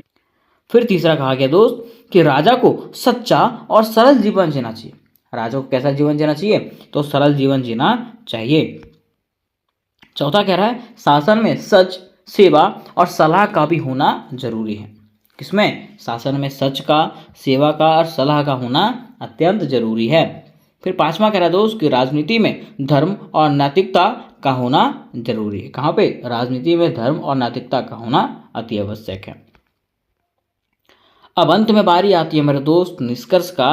तो निष्कर्ष में लिखेंगे इस प्रकार से कि रामायण काल का राजनीति सोच बहुत ही उच्च, नैतिक और जन कल्याणकारी था। क्या कह रहा ना कि रामायण काल का जो राजनीतिक सोच था वो बहुत ही उच्च था, ठीक है, नैतिक था और जन कल्याणकारी में जनता के कल्याण के लिए था, है ना। कह रहा कि राजा को भगवान का रूप नहीं बल्कि प्रजा का सेवक माना गया था। उस समय जो वहाँ के राजा होते थे उसको भगवान नहीं कहा जाता था बल्कि प्रजा का सेवक माना जाता था, है ना। उस समय राजनीति का मतलब था सेवा, न्याय, धर्म और सच्चाई। ठीक, कहा गया दोस्त कि राम राज्य आज भी हर देश के लिए एक सपना और आदर्श है। मीन्स रामायण में जिस राम राज्य की कल्पना किया गया है, बताया गया है, वो आज भी हर देश के लिए एक सपना और आदर्श है ना। कह रहा है कि रामायण से हमें ये सीख मिलती है दोस्त कि राजनीति में भी मानवता, धर्म और न्याय होना बहुत आवश्यक है और बहुत जरूरी है। तो उम्मीद करते हैं मेरे दोस्त कि ये प्रश्न आपको समझ में आया होगा। दोस्तों आज के वीडियो में हम लोग एक महत्वपूर्ण प्रश्न को क्लियर करने वाले हैं जो आपके एग्जामिनेशन के लिए मोस्ट वीवीआई होने वाला है। तो आज का प्रश्न हमारा ऐसे है दोस्त कि महाभारत कालीन राजनीतिक चिंतन की व्याख्या करें। प्रश्न क्या पूछा है कि महाभारत कालीन राजनीतिक चिंतन की व्याख्या करें। बताइए कि महाभारत काल में वहाँ का राजनीतिक चिंतन कैसा था, मीन्स राजनीति कैसा था, है ना। अब राजनीतिक मतलब क्या होता है, तो वहाँ का शासन व्यवस्था, वहाँ की अर्थव्यवस्था, ठीक है, वहाँ का राजा कैसा था, वहाँ की प्रजा कैसी थी, वहाँ की स्थिति कैसा था, उसके बारे में बताना है। ठीक है, तो चलिए हम लोग एक ही करके दोस्त इसको जानने का प्रयास करते हैं और बिल्कुल आसान शब्दों में आपको बताया जाएगा। लेकिन उसको बताने से पहले मैं आपको ये बताना चाहता हूँ दोस्त कि बात करते हैं अगर महाभारत का, किसका, महाभारत का। तो महाभारत के बारे में आप जानते भी होंगे, बचपन में सीरियल भी आप देखे होंगे, है ना। तो इसको जानना बेहद ही आसान हो जाएगा। ठीक है, तो सबसे पहले दोस्त लिखेंगे हम लोग परिचय। क्या लिखेंगे, परिचय, और लिखेंगे इस प्रकार से कि महाभारत भारत की एक प्रसिद्ध पुराण और महाकाव्य है। क्या कहा गया कि महाभारत की अगर बात करें तो महाभारत जो है ना भारत का एक प्रसिद्ध पुराण है और एक महाकाव्य है जिसकी रचना किसने किया था, तो महर्षि वेदव्यास जी ने किया था। किसने, वेदव्यास जी ने। ठीक है, रामायण की रचना महर्षि वाल्मीकि ने किया था, है ना, और महाभारत की रचना किसने किया, तो महर्षि वेदव्यास जी ने, है ना। कहा जाता है दोस्त कि इसमें पांडवों और कौरवों के बीच हुए युद्धों का वर्णन है, लेकिन इसके साथ साथ इसमें उस समय की राजनीतिक व्यवस्था, धर्म, न्याय, कूटनीति तथा राजा के कर्तव्य और राज्य संचालन से जुड़े कई विचार दिए गए। कह रहा है दोस्त कि यह जो महाकाव्य है, यह जो पुराण है, उसमें से गौरव और पांडवों के बीच में जो युद्ध हुआ था उसका वर्णन मिलता है। उसके साथ साथ इसमें जो है उस समय की राजनीतिक व्यवस्था का, धर्म का, न्याय का, कूटनीति का, राजा के कर्तव्य का और राज्य संचालन से जुड़े हुए विचारों का वर्णन मिलता है ना। आगे कहा गया है कि महाभारत में भीष्म, विदुर, युधिष्ठिर, कृष्ण जैसे महान व्यक्तियों ने राजनीति और धर्म से जुड़ी गहरी बातें कही है। क्या कह रहे दोस्त, महाभारत में जो है ना पितामह भीष्म ने, विदुर ने, युधिष्ठिर ने और भगवान कृष्ण ने महान राजनीतिक और धर्म से जुड़ी गहरी बातें कही है ना। आगे कहा गया कि इसी को हम महाभारत कालीन राजनीतिक चिंतन कहते हैं। मीन्स कह सकते हैं कि यहाँ के जो विद्वान व्यक्ति थे, जो महान व्यक्ति थे, उन्होंने जो राजनीतिक और धर्म से जुड़ी गहरी बातें कही उसे ही हम लोग क्या कहते हैं, तो महाभारत कालीन राजनीतिक चिंतन कहते हैं। और इसके मुख्य विशेषताएं निम्नलिखित हैं। तो चलिए हम लोग जानते हैं कि आखिर महाभारत काल में यहाँ की मुख्य विशेषताएं कैसी थी, यहाँ का व्यवस्था कैसा था, यहाँ का राज्य का संचालन कैसे हो रहा था, यहाँ के राजा कैसे थे, यहाँ का प्रजा कैसा था, हर चीज़ के बारे में हम लोग समझेंगे। ठीक है, तो देखिए दोस्त सबसे पहले यहाँ पे कहा गया राजा का कर्तव्य। क्या कहा गया है, राजा का कर्तव्य। क्या आखिर राजा का कर्तव्य क्या होता है, तो कहा गया दोस्त कि महाभारत में राजा को प्रजा का रक्षक, धर्म का पालनकर्ता और न्याय का दाता माना गया। क्या कहा गया कि महाभारत की अगर बात करें तो महाभारत काल में दोस्त राजा को प्रजा का रक्षक मीन्स वहाँ के लोगों का रक्षक माना गया, धर्म का पालनकर्ता मीन्स धर्म पालन करने वाला, और न्याय का दाता मीन्स न्याय देने वाला व्यक्ति कहा गया। किसको, राजा को। इसमें कहा गया दोस्त कि राजा को चाहिए कि वह सच्चाई से शासन करे। कौन, राजा को सच्चाई से शासन करना चाहिए, लालच नहीं करना चाहिए और प्रजा की सेवा को अपना धर्म माने, ऐसा राजा होना चाहिए। ये किस में कहा गया, तो महाभारत में कहा गया। ठीक है दोस्त, आगे देखिए कहा गया है कि महाभारत में भीष्म ने युधिष्ठिर को नीति सिखाते हुए कहा था कि राजा का पहला धर्म है प्रजा की भलाई। इस कारण ना महाभारत के समय में भीष्म पितामह ने युधिष्ठिर को एक नीति सिखाई थी और एक नीति सिखाते हुए कहा था कि राजा का जो पहला धर्म होता है वो क्या होता है, प्रजा की भलाई करना मीन्स वहाँ के लोगों का भला करना। ये किसने सिखाया था? तो भीष्म पितामह ने सिखाया था किसको? युधिष्ठिर को। ठीक है दोस्त, आगे देखिए, दूसरा हम लोग पॉइंट बनाएंगे राजा और धर्म। क्या बनाएंगे? राजा और धर्म। कहा गया है कि महाभारत में बार बार यह बताया गया है कि राजनीति और धर्म को साथ चलना चाहिए। क्या कह रहा है? कि महाभारत काल में ये बताया गया दोस्त कि राजनीति को और धर्म को जो है ना एक साथ चलना चाहिए। राजा को अपने फैसले धर्म, सत्य और न्याय के अनुसार से ही लेना चाहिए। उसमें यह भी कहा गया है कि राजा को जो है ना अपना फैसला जो है धर्म के अनुसार से, सत्य के अनुसार से, न्याय के अनुसार से ही लेना चाहिए। ठीक है, फिर तीसरा पॉइंट हमारा आता है कूटनीति। क्या आता है? कूटनीति, जिसको हम लोग राजनीतिक चालाकी भी कहते हैं। कहा गया है कि महाभारत में कूटनीति का भी बड़ा महत्व है। कहा जाता है कि महाभारत काल में कूटनीति का भी क्या है? बहुत बड़ा महत्व है। उदाहरण के रूप में अगर देखें तो श्री कृष्ण ने युद्ध टालने के लिए शांति दूत बनकर के हस्तिनापुर गए, लेकिन जब शांति असंभव हो गई तो उन्होंने युद्ध में नीति, युक्ति और शक्ति का सही उपयोग करवाया। देखिए हुआ क्या था कि श्री कृष्ण ने महाभारत का युद्ध टालने के लिए जो है ना हस्तिनापुर वो गए थे शांति दूत बन करके, लेकिन जब ये बात वहाँ पे नहीं हो पाई, मतलब शांति नहीं हो पाया, ठीक है, उसके बाद श्री कृष्ण ने युद्ध में नीति बनाया, ठीक है, कि कैसे युद्ध लड़ना चाहिए, है ना, और शक्ति का सही उपयोग कैसे करें, ये जो है पांडवों को इन्होंने बताया था। वही कहा गया है कि महाभारत में भी जो है ना कूटनीति का बहुत बड़ा महत्व था। फिर दोस्त चौथा हमारा आता है विदुर नीति। क्या आता है? विदुर नीति। ठीक है, तो विदुर कौन थे? तो विदुर एक व्यक्ति थे, एक महान व्यक्ति थे जो महाभारत में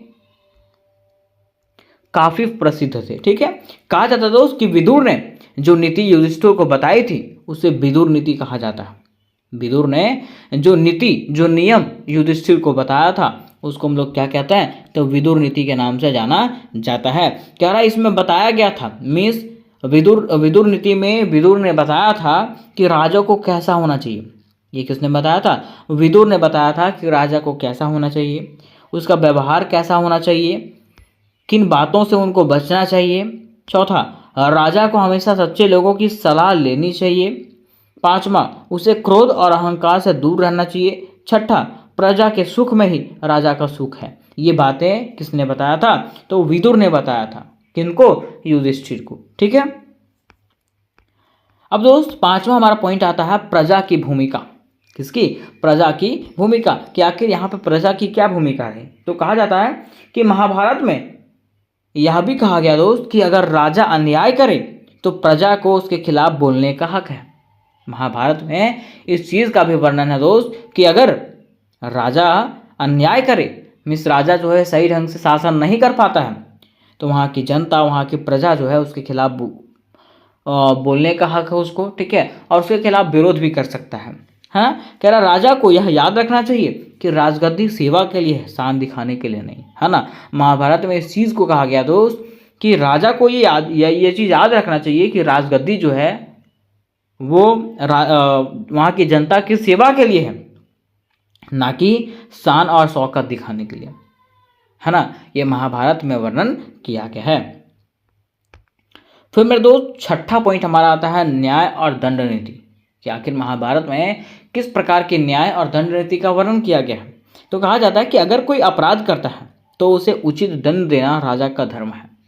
महाभारत में कहा गया दोस्त कि अगर कोई व्यक्ति अपराध करता है तो उसे उचित दंड देना चाहिए, है ना, और ये राजा का धर्म होता है। लेकिन यह दंड जो है धर्म, सोच और सलाह से देना चाहिए। मीन्स अगर उसको दंड दिया जाता है तो ऐसा नहीं कि वो गलत, मतलब थोड़ा छोटा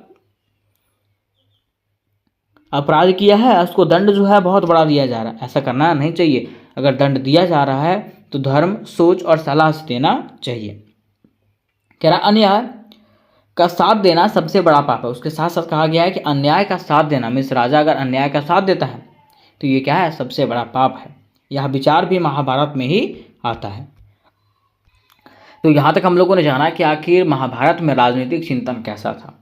ठीक है, अब अंत में बारी आती है मेरे दोस्त निष्कर्ष का।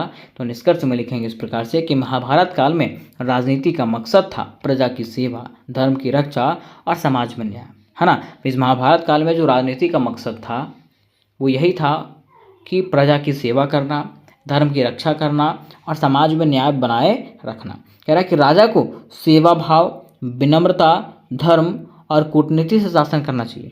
किसको? राजा को, है ना। और आज भी विदुर नीति और कृष्ण की कूटनीति को आदर्श माना गया है। ठीक है, आज की दुनिया में विदुर की जो नीति थी, जिसने युधिष्ठिर को नीतियां बताई थी, है ना, उसके साथ साथ कृष्ण जी की जो कूटनीति है उसको आदर्श माना गया है। ठीक है मेरे दोस्तों, आज की वीडियो में मैं आपको एक नहीं दो प्रश्नों को क्लियर करवाने वाला हूं, जो आपके एग्जामिनेशन के लिए बहुत ही आवश्यक होने वाला है। तो आज का प्रश्न हमारा ऐसे है दोस्त कि बौद्ध एवं जैन राजनीतिक चिंतन की व्याख्या करें। प्रश्न क्या पूछा हुआ है कि बौद्ध एवं जैन राजनीतिक चिंतन की व्याख्या करें। ये क्वेश्चन घुमा के ऐसे पूछ सकता है दोस्त कि बौद्ध राजनीतिक चिंतन की व्याख्या करें या तो फिर जैन राजनीतिक चिंतन की व्याख्या करें। ये क्वेश्चन अलग अलग तरीके से भी आपको पूछ सकता है, लेकिन क्वेश्चन चाहे किसी भी तरीके से पूछे, आंसर आपको सेम लिखना है ना। कोई भी दिक्कत नहीं होगा, एक भी मार्क्स कटने वाला नहीं है। ठीक है, अब देखिए क्वेश्चन यहाँ पे क्या कह रहा है कि बौद्ध एवं जैन राजनीतिक चिंतन की व्याख्या करें कि इस बौद्ध और जैन धर्म में किस प्रकार से राजनीति के बारे में बताया गया है ना, किस प्रकार से अहिंसा के बारे में, धर्म के बारे में, नैतिकता के बारे में, जन कल्याण के बारे में बताया गया है, उसके बारे में बताइए।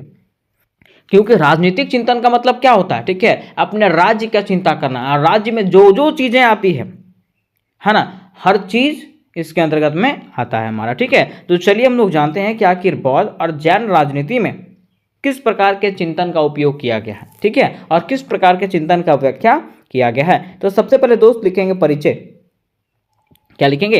परिचय। और लिखेंगे कि भारत का प्राचीन राजनीतिक चिंतन केवल सत्ता, शासन और दंड तक सीमित नहीं था, बल्कि उसमें नैतिकता, अहिंसा, धर्म और जन कल्याण की भी अहम भूमिका थी। क्या कहा जा रहा है कि भारत का जो प्राचीन राजनीतिक चिंतन था, है ना, वो सिर्फ और सिर्फ सत्ता के लिए नहीं था, शासन के लिए नहीं था, दंड देने के लिए नहीं था, बल्कि उसमें नैतिकता भी था, अहिंसा के बारे में बताया गया था। ठीक है, धर्म के बारे में भी, और जन कल्याण में लोगों का कल्याण कैसे किया जाए उसके बारे में भी वर्णन मिलता है। मिस अगर बात करते हैं बौद्ध और जैन साहित्य का, तो इसमें से जो है ना, नैतिकता के बारे में बताया गया है, अहिंसा के बारे में बताया गया, धर्म के बारे में बताया गया है, और लोगों का कल्याण कैसे किया जाए उसके बारे में बताया गया है। आगे कह रहे दोस्त कि बौद्ध और जैन धर्म जो 6वीं शताब्दी ईस्वी पूर्व में उभरे, उन्होंने भी उस समय की राजनीति को प्रभावित किया। क्या कहा गया कि बौद्ध और जैन धर्म जो 6वीं शताब्दी ईस्वी पूर्व में उभरा, मीन्स उदय हुआ उसका, उसने क्या किया? उस समय के राजनीति को प्रभावित किया, है ना। कह रहा इन दोनों चिंतन धाराओं में राजा और राज्य की जिम्मेदारी को धर्म और नैतिकता से जोड़ा गया। क्या कह रहा है कि बौद्ध और जैन चिंतन धाराओं में जो है ना, राजा और राज्य की जिम्मेदारियों को जो है धर्म और नैतिकता से जोड़ा गया। कह रहा है इसका विस्तार पूर्वक वर्णन जो है निम्नलिखित रूपों में किया गया है। तो चलिए विस्तार से हम लोग जानते हैं कि आखिर किस प्रकार से इसका वर्णन किया गया है और किस प्रकार से इसको बताया गया है। ठीक है, अब देखिए सबसे पहले हम लोग समझेंगे बौद्ध राजनीतिक चिंतन के बारे में। किसके बारे में? बौद्ध राजनीतिक चिंतन के बारे में, कि आखिर बौद्ध राजनीतिक चिंतन क्या है और बौद्ध धर्म में किस प्रकार से राजनीतिक चिंतन का उपयोग किया गया है। कहा गया दोस्त कि बौद्ध धर्म के संस्थापक गौतम बुद्ध थे। जैसा कि हम लोग जानते हैं बौद्ध धर्म की स्थापना किसने किया था? गौतम बुद्ध ने किया था, है ना। उन्होंने राजनीति पर सीधे सीधे बहुत कम बात किया, लेकिन उनके विचारों से यह साफ होता है कि वह राज्य को धर्म और अहिंसा से जोड़ते थे। मीन्स कहा गया ना कि वे जो हैं, कौन? गौतम बुद्ध जो है, उन्होंने राजनीति पर जो है ना बहुत कम बात किया, लेकिन उनके जो विचार हैं उससे यह साफ पता चलता है, यह स्पष्ट होता है कि वे चाहते थे कि राज्य को धर्म और अहिंसा से जोड़ा जाए। कौन चाहते थे? गौतम बुद्ध। ठीक है, अब कह रहा है इसकी विशेषताओं का वर्णन निम्नलिखित रूप में है। इसका विशेषता क्या क्या है? तो देखिए, और पहला विशेषता है राजा का चयन। पहला विशेषता क्या है? राजा का चयन। कहा जाता है कि बुद्ध के अनुसार एक आदर्श राजा वही होता है जो जनता की सेवा करे। मीन्स गौतम बुद्ध कहते थे कि एक आदर्श राजा वही होता है जो जनता की सेवा करे, उन्हें सुख दे, मतलब उन्हें खुश रखे। ठीक है, कह रहा हुआ वे महासुधम जातक की कथा में बताते हैं कि राजा का चुनाव जनता द्वारा होता है। उन्होंने जो कथा दिया था, ठीक है, कथा जो सुनाते थे लोगों को, उसमें से उन्होंने बताया था कि राजा का जो चुनाव है वो किसके अनुसार से होता है? जनता द्वारा होता है। इससे यह सिद्ध होता है कि उस समय लोकतांत्रिक भावना भी मौजूद था। मतलब इससे हमें पता चलता है कि उस समय जो है ना लोकतांत्रिक भावना जो था लोगों में पनपा था और वहाँ पे लोकतांत्रिक भावना थी। ठीक है, फिर देखिए इसका दूसरी विशेषता है राज्य की जिम्मेदारी, है ना। राजा तो अपनी जिम्मेदारी निभा दिया, अब राज्य की क्या जिम्मेदारी है? तो कह रहा राजा को प्रजा के कल्याण के लिए काम करना चाहिए। राजा को किसके लिए काम करना चाहिए? तो प्रजा के कल्याण के लिए काम करना चाहिए। कह रहा अगर राजा अन्यायी हो, मतलब राजा अगर आप पे अत्याचार कर रहा है, ठीक है, या तो आप लोगों का शोषण कर रहा है, तो उस पर आप क्या कर सकते हैं? विरोध कर सकते हैं। वही कह रहा है कि अगर राजा अन्यायी हो तो राज्य में चोरी, हिंसा, गरीबी बढ़ेगी। इसलिए बुद्ध कहते हैं कि राजा को 10 धर्मों का पालन करना चाहिए। कौन कहते हैं? भगवान बुद्ध कहते हैं कि राजा को जो है ना 10 धर्मों का पालन करना चाहिए, जिसे क्या कहते हैं? तो 10 राजधर्म कहा जाता है। सीधा सीधा गौतम बुद्ध ने कहा कि अगर राजा कमजोर होंगे, राजा अन्यायी होगा, तो वहाँ पे चोरी बढ़ेगा, हिंसा बढ़ेगा, गरीबी बढ़ेगी। इसलिए गौतम बुद्ध सीधा सीधा कहते हैं कि राजा को जो है अपनी शासन व्यवस्था को बढ़िया से चलाने के लिए 10 धर्मों का पालन करना चाहिए, जिसे 10 राजधर्म कहा जाता है। ठीक है, अब देखिए वो 10 राजधर्म क्या क्या है? तो वहाँ पे कहा गया है कि 10 राजधर्म के गुण। पहला है दान, इस राजा को दयालु और दानी होना चाहिए। ठीक, दूसरा कह रहा है शील, कहने का अर्थ यह है कि राजा को नैतिक और चरित्रवान होना चाहिए। तीसरा कहा गया है परिचग, मतलब सेवा भाव होना चाहिए, किसमें? राजा में। चौथा कह रहा है अज्वव, मतलब राजा को ईमानदार और सच्चा होना चाहिए। पांचवा कह रहा मद्धव, मतलब विनम्र और नम्र होना चाहिए, किसको? राजा को। छठा कह रहा तप, मतलब संयमित जीवन जीना चाहिए, पैशंस रहना चाहिए। ठीक, सातवां कह रहा है अकोष्ठ, मतलब क्रोध नहीं करना चाहिए, गुस्सा नहीं करना चाहिए। आठवां है अविहिंसा, मतलब हिंसा से दूर रहना चाहिए, लड़ाई झगड़ा करना नहीं चाहिए। नौवां है खांति, मतलब सहनशील होना चाहिए। और 10वां है अविरोध, मतलब जनता की बातों का विरोध ना करे और सहमति से चले, है ना। ये बातें किसने बताई? तो गौतम बुद्ध ने बताई। ठीक है, अब देखिए उनकी तीसरी विशेषता है अहिंसा और जन कल्याण। कहा गया दोस्त कि बौद्ध विचारधाराओं में हिंसा का विरोध है। बौद्ध का जो विचारधारा है उसमें से हिंसा का विरोध किया गया है ना। कह रहा है कि राजा को युद्ध करने के बजाय धर्म के अनुसार शासन करना चाहिए।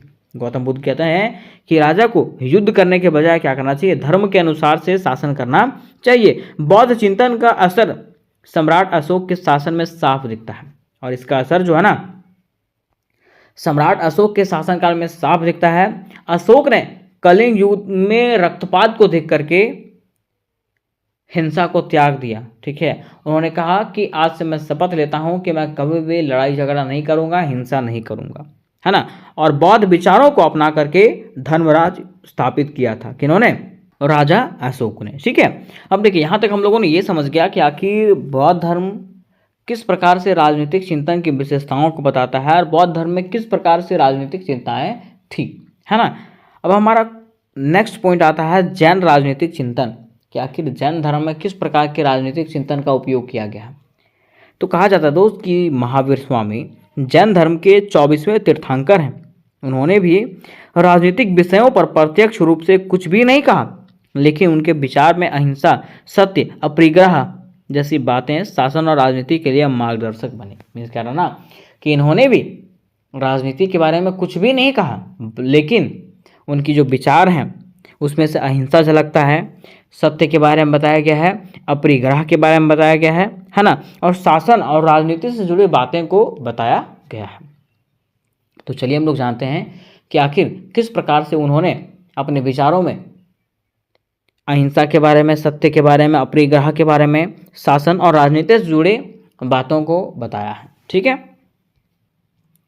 देखिए सबसे पहले उन्होंने कहा है अहिंसा ही सर्वोच्च नीति है। किन्होंने कहा? तो कहा जाता है कि महावीर स्वामी जी ने कहा था, है ना। कहा जाता है दोस्त कि जैन धर्म में अहिंसा को सबसे बड़ा धर्म माना गया। जैन धर्म में जो है ना अहिंसा को सबसे बड़ा धर्म कहा गया था।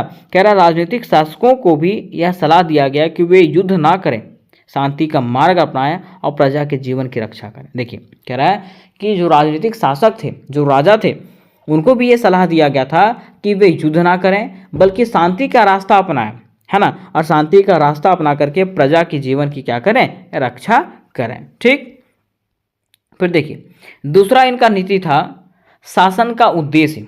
कह रहा दोस्त कि राजा का काम केवल कर वसूलना नहीं है बल्कि उसे प्रजा का सुख दुख का ध्यान रखना चाहिए। देखिए इसमें से कहा गया था, जैन धर्म में कहा गया था कि राजा का काम जो है ना सिर्फ और सिर्फ कर वसूलना नहीं है, टैक्स वसूलना नहीं है, बल्कि प्रजा का सुख दुख का ध्यान भी रखना है।